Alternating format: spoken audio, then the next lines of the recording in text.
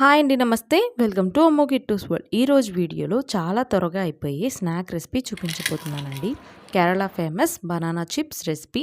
మనం బయట నుంచి తీసుకొస్తూ ఉంటాం కదా, ఏం అక్కర్లేదు, ఇంట్లో కూడా చాలా ఈజీగా చేసుకోవచ్చు.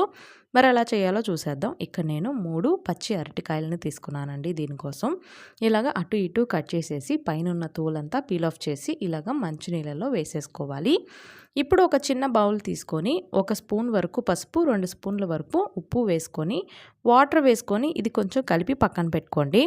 ఈ స్లైసెస్ కోసం నేను ఇక్కడ ఈ స్లైసర్ తీసుకున్నానండి. మీ దగ్గర ఏది అవైలబుల్గా ఉంటే అది తీసుకోండి.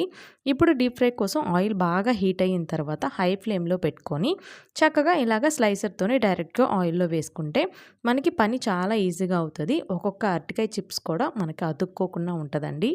ఇప్పుడు దీని మీద మనం కలుపుకున్న ఈ పసుపు ఉప్పు వాటర్ ఉంది కదా, 1 స్పూన్ ఇలా జీలకరించుకొని ఇలా అటు ఇటు బాగా ఫ్రై చేసుకొని ఈ ఆయిల్ బబుల్స్ అంతా పోయిన తర్వాత ఇంకా తీసేసుకోవడమేనండి. మిగతావి అన్నీ కూడా ఇలాగే ప్రిపేర్ చేసుకోవాలి.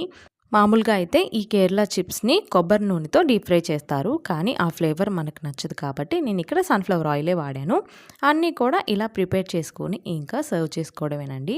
తప్పకుండా ట్రై చేయండి, చాలా టేస్టీగా ఉంటుంది. ట్రై చేసిన తర్వాత మీకు ఎలా కుదిరిందో నాకు కమెంట్ చేయండి. ఈ వీడియో నచ్చినట్లయితే లైక్ చేయండి, షేర్ చేయండి. మరిన్ని రెసిపీస్ కోసం ఛానల్ని సబ్స్క్రైబ్ చేసుకోండి.